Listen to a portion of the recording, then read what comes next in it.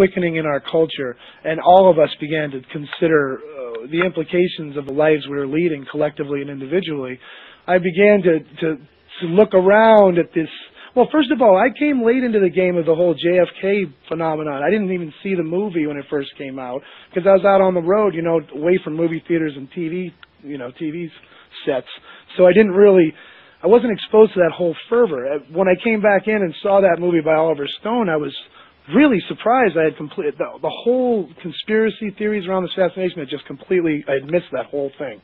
And I became intrigued, and it became an obsession. And so I began to read everything I could find on it. And as you know, once you start down that rabbit hole, you know, one book after another, and the next thing you know, I'm reading, I read a book called Everything is Under Control, the Encyclopedia of Conspiracy Theories by Robert Anton Wilson.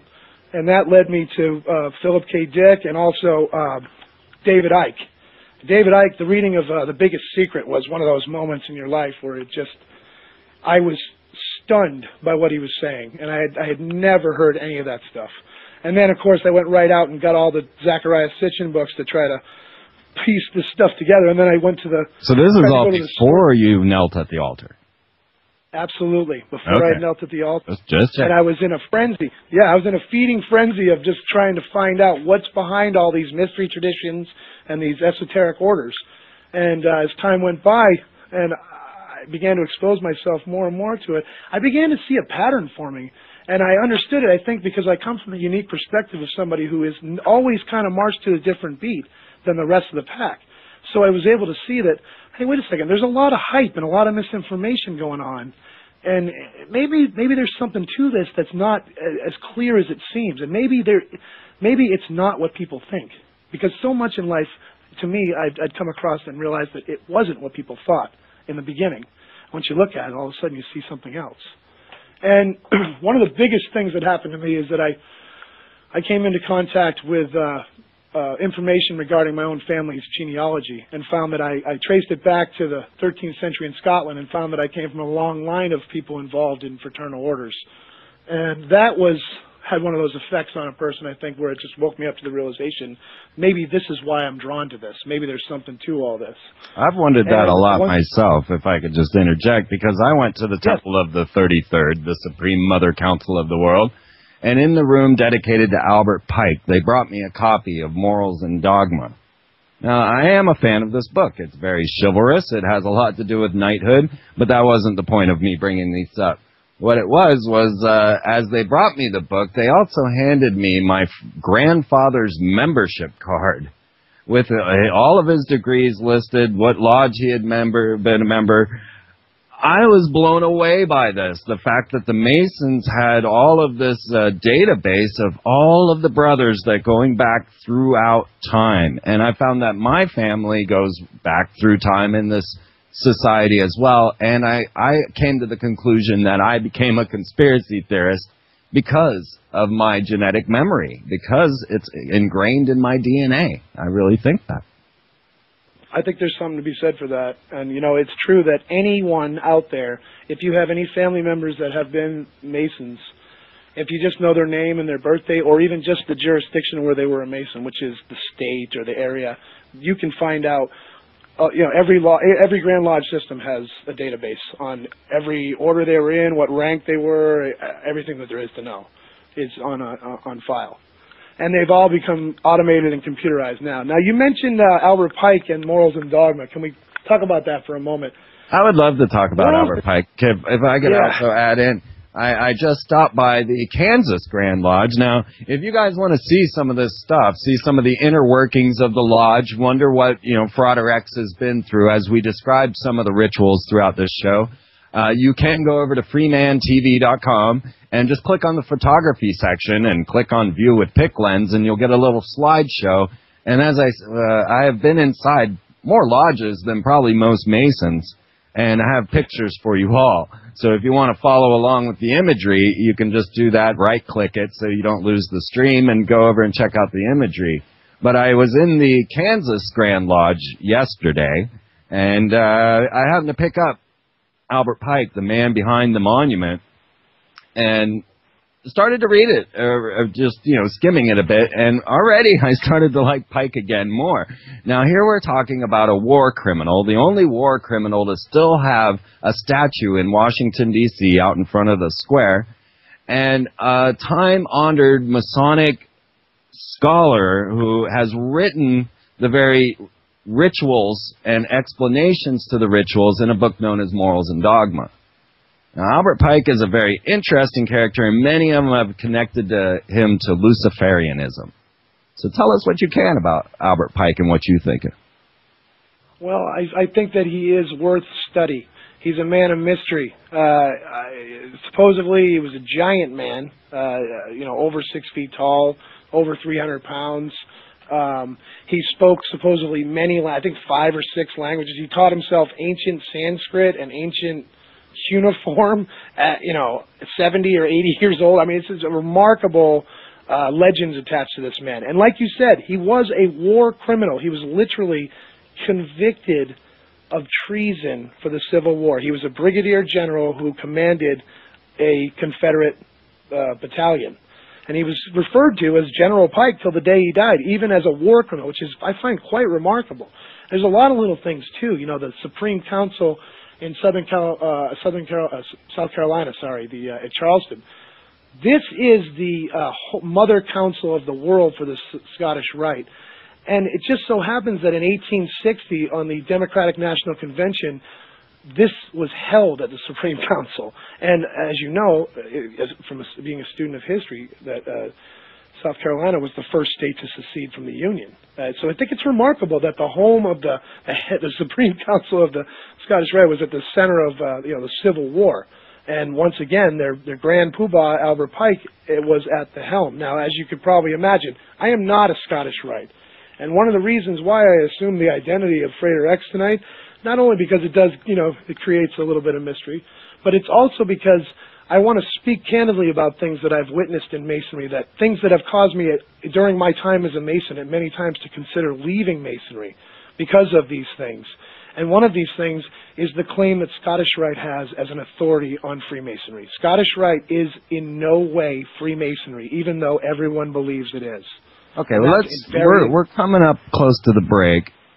List off some of the esoteric orders that you are a member of, and then let's kind of break these apart a little bit on the other side as to what's the difference between a York Rite or a Scottish Rite or a Cryptic or a Royal Arch.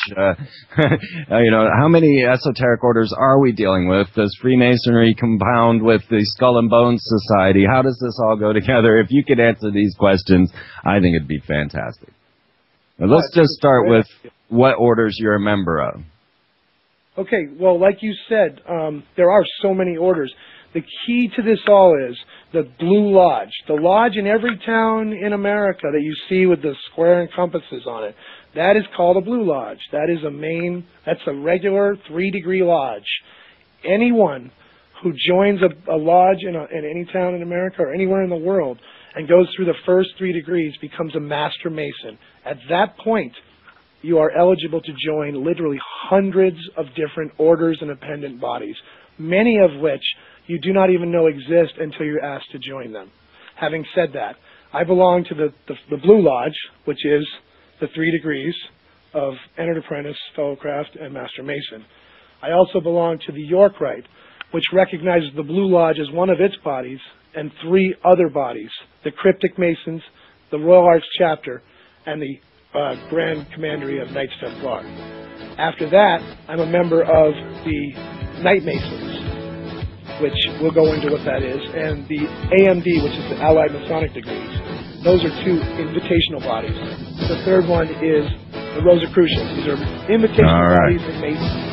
That's a heck of a list, and we're going to get deep into this. You're into the secret war inside Freemasonry. It's Frater X on the Free Show. Stay tuned.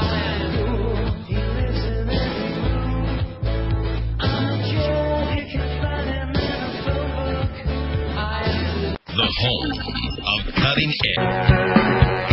Ask a question. Freemasonry and religion. Guide to Freemasonry. That's always a good one. Have you ever considered becoming a Freemason? Yes, I have endless pamphlets on the Knights Templar, Masonic halls, and what it is like. And in Freemasonry, they have a saying. It says, to be one, ask one. Now, this is a very mystical statement, really, because in order to join a Freemasonic lodge, you cannot be recruited, per se. More, you have to seek the lodge of your own free will. So why don't we talk a little bit about the lodge, talk a little bit about your orders and how these separate orders work, and then let's get into what it's like to do one of these rituals.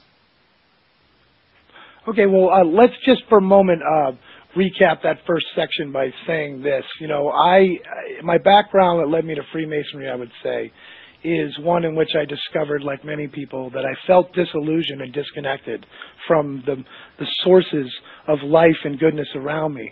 And it was in that state of alienation that I sought answers. And I went to many different systems, and the one that seemed to fit was the traditional Western Lodge systems for me. And having said that, the bodies that I belong to, the last one I said was the Rosicrucians, which is another invitational body in Masonry. And then you mentioned two other bodies that are not in Masonry. And one of them is the Ancient Order of the Druids, and the other one is the Builders of the Adytum, or the Boda. And both of these bodies may not be predicated on Masonic membership, but they were, in fact, founded by former Masons or people that were currently Masons at the time. So it's definitely in the same tradition and using the same tools, which is an important thing to consider when we look at all these varying bodies. You spoke of the Skull and Bones earlier. The Skull and Bones has no connection to Masonry. You don't even have to be a Mason to be a Skull and Bones. But it is a fraternal order. It is a lodge system that utilizes the same tools, has the same toolkit, but it's using them in different ways. I don't know what they do because I'm not a Skull and Bones. Right. But let's see. Well, anyways, well, we're on to. I mean, really, okay. With all of that I've studied, now there is a lot of information out here on Freemasonry. There are a lot of Freemasons out there, such as Knight and Lomas, such as Manly P. Hall, and many others, members of the order themselves, trying to figure out what the Mason ritual really means. What is the secrets behind it? Why are they, because, well, most Masons will go into the lodge and they won't know much, and by the time they get out, they won't have learned much. But other Masons, such as yourself, are seeking answers and trying to, well, enlighten the rest of us on the ideas that are hidden and secret within the order. So tell us, first of all, why are these things secret? Okay, well, that's a big issue to go into, the secrecy of a lodge. Let me just say a couple things about the things you said here. Go right ahead. I wanted to kind of catch a few of the points you made. Like, one of the things you said was you made a comment that you're not recruited into the Blue Lodge, into the first 3 degrees, which is true, but you are recruited into the other orders. That's the key. So you may not be recruited into... If you had a tendency towards, say, Kabbalah or magic of some sort, then another member of another order might recognize this in you in the lodge and then ask you or tap you on the shoulder or something? Yes, exactly. And also, there is that specific, like if a specific order saw the aptitude of another member and wanted to recruit them for their order. But then there's also the different rites, like the Scottish rite and the